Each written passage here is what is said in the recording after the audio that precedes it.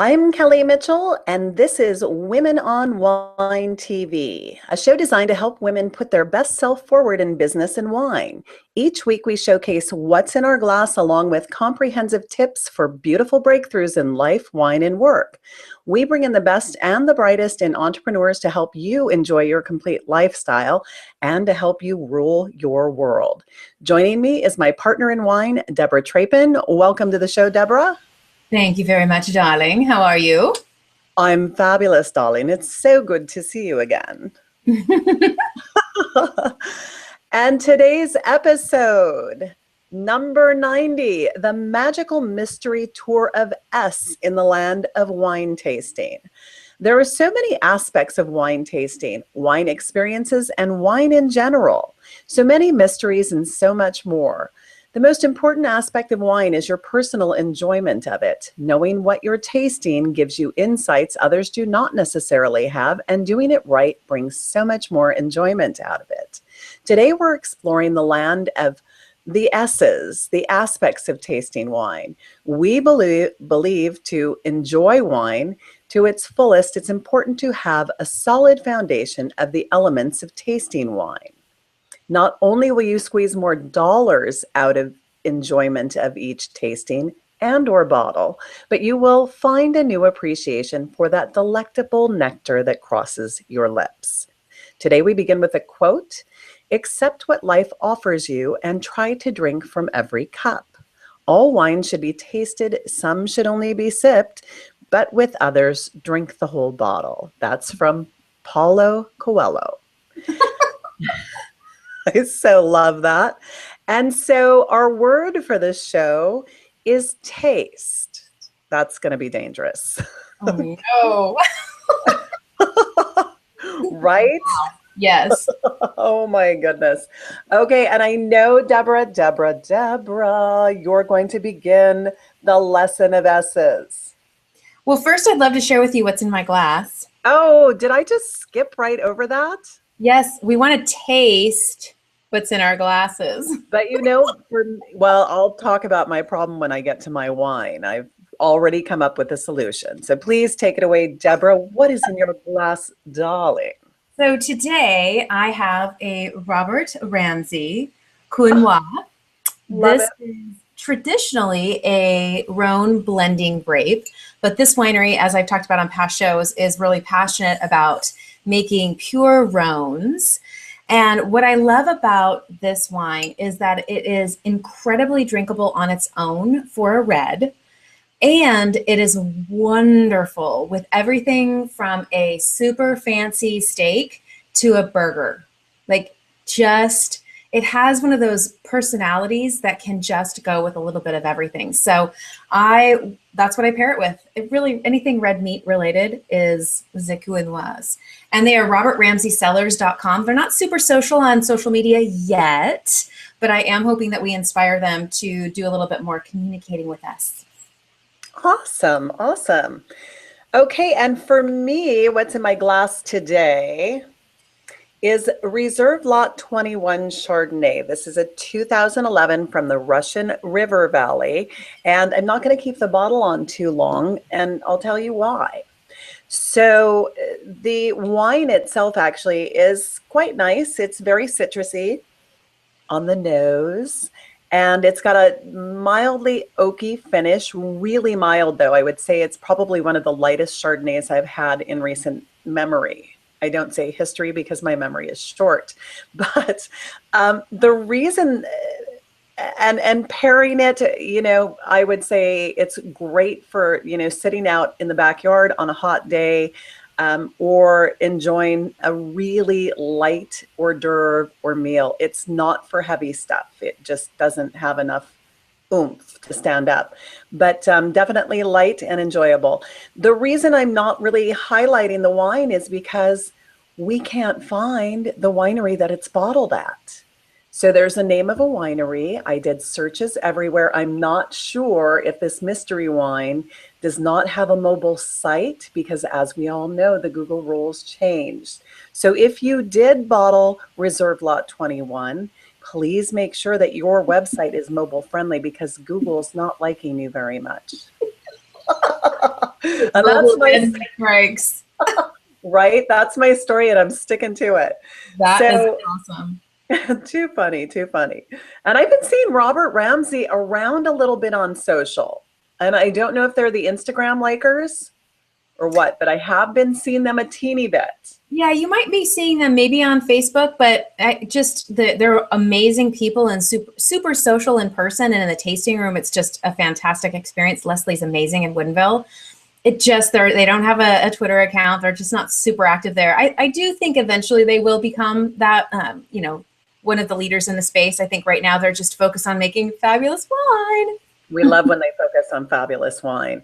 And Yes. speaking of fabulous wine, let's take it away on the fabulous S's of tasting. Yeah, so the first one we have is C. So we open a bottle of wine or we walk up to the wine tasting bar at the winery and they pour wine into our glass. And so the first thing we want to do is we want to look at it. We want to hold it up to light. We want to move it around a little bit. Really, and the reason we want to do that is we want to look at the color. We're looking for clarity. We're looking for brilliance. If it's kind of cloudy or discolored, and by discolored, I mean not red and maybe kind of brown, dark brown or black, that might be the first sign that it's a corked bottle or AKA spoiled, nasty, nasty, nasty. And red wine usually, this is just a generalization, the older it gets, the rubier it gets. So the redder it gets. And it really reflects just this, like when I think of Burgundy or ruby, I just think rich, rich, rich, rich. And the whites tend to go more straw. And what's interesting about that is when you think, like when I think of the word straw, I think, that doesn't sound very appetizing. However, when you do age a delicious white, it is amazing. It's very rare we do, right? We usually just pop those open and drink them. But if it's a straw color, it's not spoiled. Sip it, sip it, sip away. Excellent, excellent. I love your description of C and all of the little tips that you gave with it. Excellent stuff. Okay, so this is the next phase of tasting. We're still not ready to put it in our mouths, but we're prepping the wine for the ultimate taste. And so the next step is to open it up a little bit. And how we want to do that, there are actually two ways to swirl. So swirl is the word. I did say taste at least once. I've had 2 drinks. I'm gonna be pink. Oh, good. That was 3. Okay. So swirling. Now, how you swirl really depends on what's in your glass and how good you are at swirling. There are actually 2 ways to swirl. The safest way to swirl is to put it on a solid surface, not your hand as I'm demonstrating right here. And then you swirl it around this way, right? It's a lot safer. It's great for beginners. If you're a little bit, and it's great if you have reds and you're not sure what's going to happen when you swirl. But if you have something that is a little bit dangerous and you know what you're doing, then by all means, swirl like this. You see how I'm doing that? So it's kind of a back and forth motion. What it does is it oxygenates the wine a little bit, so you're getting more scent out of it. And we're going to go over that in the next step. But you really want to make sure that you've opened up the wine a little bit to the oxygen, and then also check for the temperature. If a wine is too cold, then you're not going to get the essence of the taste and the smell. So by holding your hands under the glass a little bit, you can warm it up if it's been cooled a little bit too much. And we do see that often with Chardonnays or whites as a rule, not as much with reds. That's beautiful. And one thing I was actually noticing even from here, all the way in Seattle, I can see all the way down to Sonoma, is those legs. One of the things that you and I always kind of giggle about is the legs of the wine in the swirl face. I can seriously see them here, which means that puppy has some good sugar content in it. Oh yeah. Oh yeah. And you know what? Well, let's get into the next stage before I start talking about smell over you. Yes. So once we've done our, again, C and then our swirl, we're going to take a little sniff. And notice I said a little sniff. There are two schools of thought here. Some people like seriously shove their whole face in and inhale it till they're nearly snorting it up their noses. Personally, that is not my school of thought. I definitely like to do a little bit more of a delicate sniff, at least the first time, because you don't know if there's going to be a big alcohol in the nose. Woo, you don't want to burn your nose hairs, girls. So close your eyes and just take it in, right? This is about the sense of smell. So take it in and let that bouquet come right up and in, and see if you, before you move on, can smell certain scents, certain flavors, certain essence. Usually you'll pick up something. Some of my favorites to smell especially my reds, are tobacco. I know I'm going to love it if it has a tobacco. Also pencil shavings. I just had a great Spanish wine last night, and it had pencil shavings, and everyone goes, well, pencil shavings. But when you add it with like vanilla and clove, pencil shavings just has this beautiful, it rounds out your wine. So just see if you can find one or two little things inside there when you're sniffing it, and really enjoy that part. Fabulous. And they call it nosing in Britain. I just wanted to add really quickly that, so for me, I do stick my nose in the glass, but having been a reformed deep inhaler, I'm taking short sniffs as well. So interesting perspective from people who are taking long, bold ones versus short sniffs. It's just, you get better scent off of the shorter sniffs. Totally love that. And try both. Start off with a smaller one and go, and after you've had a sip, then actually take another one, and make it bigger and bolder. You have to find what works for you, really, with that step. There's no perfect way. Absolutely. And then next we're getting into the sip. So when you're sipping wine, you're never going to taste the real essence of the wine until you get beyond your first sip. So one of the ways to kind of open this up in your mouth is to make like chewing motions. You can bring a little oxygen into your mouth. You want to sense the consistency and the texture both of wine. And believe it or not, all wines do have consistency and texture. There are some wines that are so heavy, they may feel as heavy as almost like half and half, and then others that are like whole milk consistency or skim milk. And that's the best analogy I have for the consistencies of the wine, the bodies of the wine.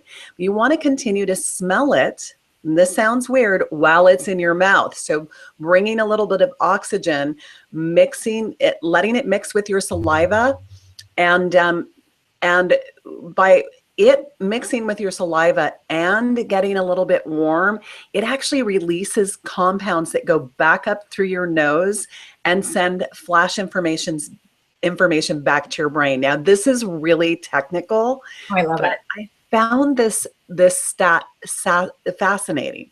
You have 5 million nerve cells that send this info back to the olfactory bulb of your brain. So sipping and bringing that oxygen in through your mouth, continuing to smell while it's in there, is actually giving you more messages. So you will probably smell or notice or taste notes that you didn't when you were sniffing or swirling and looking at it, right? I love that. I love that. And here's the interesting thing with this fourth step of sip is that for me, I usually get what they can call the pucker factor. For me, I call it the kitty tongue, because especially with reds that are very high with tannin, they can really dry the mouth out. And so if you find that when you're doing the sip phase and you get that really, really dry mouth, it's probably got a higher tannin in it. So it's something to keep note of. It's always great to keep notes on the wine you drink anyways, but when you're going through the tasting phase, if you get that really dry, the pucker, like, oh my goodness, it's overwhelming, write that down next to the wine. And when you meet up with a sommelier down the road, let them know. They can usually explain that to you. That's how actually I found out that Rhone wines work better for me than the Bordeaux blends. So it just, write down the things that when you first sip, they just feel great. And the others that you're just like, oh, my mouth is dry. And here's the fun part that comes after the sip, right, Kel? That's the savor. Oh, yeah. Savor, savor, savor. And so enjoy that. And I loved your analogy of when you sip it to kind of chew the wine. I have seen all sorts of people kind of do the, like the human aerator where they can move around and open their mouth and do all kinds of crazy, find again what you're comfortable with. If just taking a little breath in with you while you're taking the sip, that tends to be the direction I go. I don't want to be conspicuous and make lots of noise. But the savor part is just let it sit on your tongue. Let it sit there and enjoy it. Because, as you mentioned, you don't get the full extent of the wine. You don't get all the entire essence of it in the first sip. And so you really, really have to allow it to just stay in there. Let it develop. And for most of the time, you just want to, drink it. I want to just drink it. But when you're wine tasting, make sure that you really give homage to the savor part, because that's where you're going to learn what you love about that wine. And if you've got a really good sommelier or winery employee behind the counter, they're going to be able to explain to you what's happening at the front, in the middle, and in the back. Because we've all had those where it tastes amazing the first time we sip it. And so the savor is right at the front of the tongue. It's really good. It's usually pretty fruity and maybe even a little bit jammy. But once it hits the back of the throat, it's done. Versus others that are a little bit more on the round side that have even tannins, they actually kind of hit you in the back of your throat and you're like, whoa, where the finish is really long. And so you don't know that if you're just gulping it down. So the savor is super important. Now the Swish, which is the next S for this episode, is this also happens in your mouth. Because you're keeping the wine in your mouth so long, you may choose to enjoy the wine and then take another sip so you can swish. But the swish is really letting that wine permeate your entire mouth so you get more of the essence of the taste of the wine, the sweet, the sour. You're maximizing the aroma, and then also you're maximizing the effect on your brain. One of the things that I like to do throughout this tasting process is I like to be really open about what is in my glass. I don't want to list, I don't want a cheat sheet of what's happening yet, because I want to allow myself to experience it and come up with the things that it either feels to me or I sense are in the wine. So I might have a list in my head of, some of the common things that you find in Chardonnays and go down and say, does this feel or taste lemony? Am I getting the sense of citrus in here? Is there a heavy oak in the background? Instead of having them tell me what it is, I want to try to keep myself more open. And I'm in the stage where I'm really trying to learn a lot more about wine right now, and from a more medicinal standpoint versus a medicated standpoint. Chemistry of it, if that makes sense. But now, do you when you say swish, are you talking about like? I know I can't. Swishing in my mouth. I really want to get the full essence. Like, okay, here's a swish. I'm just imagining like mouthwash. And let it roll over my tongue. Because there's to me, there's so many different ways that you can taste things. When I'm swishing, I'm letting a little bit more oxygen in without being obvious, but I want it to hit my entire tongue. I love that. I love that. So the savor, if we would describe the difference, the savor is just letting it sit there. Yeah. Like really just letting it sit in your mouth. And the swish really is like, and now, ladies and gentlemen, move it around the house. move it around. Absolutely. Give that wine what it deserves. I love The whole mouth experience. Wow. Wow. What lucky wine. I tell you what, right? And the last S is one that I actually learned when I went on my very first vertical wine tasting here in Woodinville, and I just loved it so much. It's not on any of the websites, not in any book, but it's song. And the gentleman who introduced it to us was basically saying, one of the things that we want to remember is that when we're wine tasting, we're with people. We're either with the person across the counter or with a loved one or a friend next to us. And so the song is where we actually clink our glasses together. So we create a song, so a little sassy music for our wine tasting with the glasses. And remember, when you are doing a cheer to one another, when you're doing a toast or anything like that, you want to look each other in the eyes just in case. They've got some lineage that believes if you don't look in their eyes, you're being naughty. Right. But yeah, create a little song with your glass and celebrate the moment of wine tasting, because it really is an affordable luxury to go out and take the day. And, wine tasting is not an expensive activity.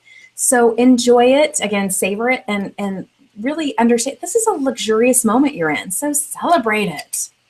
It absolutely is. And I mean, your song can take many different aspects. As you mentioned, it could be you're with somebody. It can be a celebratory thing. I think that when you're out wine tasting, it should be celebratory. I mean, these are new experiences you're often paying money for nowadays, where it used to be free. You're not paying a lot, and you're getting a lot of different experiences for that. So celebrate that in a big way, right? And then go back. This is like the rinse repeat thing. That first taste that you enjoy is not going to be the ultimate. So we're going to go back and repeat at least steps 2, 3, and 4, which are sip, Swirl, sniff, sip, savor. sip, savor. Yes. Swirl, sniff, sip, savor. And then if you want to swish a little bit more, right? Wish a little bit more. That third taste is going to give you the real essence of the wine, and it's going to tell you if your chemistry matches with the wine, because by the third sip, if you're not fully enjoying it, that wine may not be for you. Right. Well, and one other little fun thing that you and I have been doing a lot lately, and we haven't really spoken it, but we do it, and that is find a different word for the word cheers. So make part of your wine tasting adventure to go out and say, I want to say it in French. So I want to say Santé at the end of every wine tasting, or I want to say slancha. Bonsai. Yeah. Oh, sorry. Bonsai? Bonsai. Yes. Oh, I love that. What is Hawaiian? Do you know what Hawaiian for cheers is? Actually, a Japanese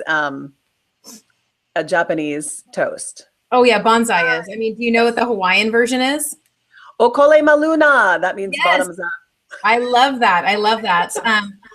Salute is probably one of my favorites. Chin chin, also Italian, fun. So just find different ways to say cheers. Learn a little something. Add a little luxury to your words when you're doing your affordable luxury of wine tasting. Anything else you've got over there, Cal? I think I'm tapped out. I think I'm ready to enjoy my next sip and call it a night. Well then, darlings, that's a wrap. So That's a wrap. Let's review. So we've got see, swirl, sniff, sip, savor, swish, and a little sassy song. So we hope that these little S's will add some fun and some knowledge to your next wine tasting. Thank you so much for joining us on Women on Wine TV today. Don't forget to jump into the social media stream and share your favorite wine tasting tip with us, and add in the conversation using our hashtag #PoundWomenOnWine. Of course, we'd love it if you would connect with us on all of the major social platforms. Our handle everywhere is Women on Wine TV. And of course, on behalf of my lovely partner in wine, Kelly, and me, we wish you a magnificent week ahead, filled with divine vino in your glass. Bisous. Salud.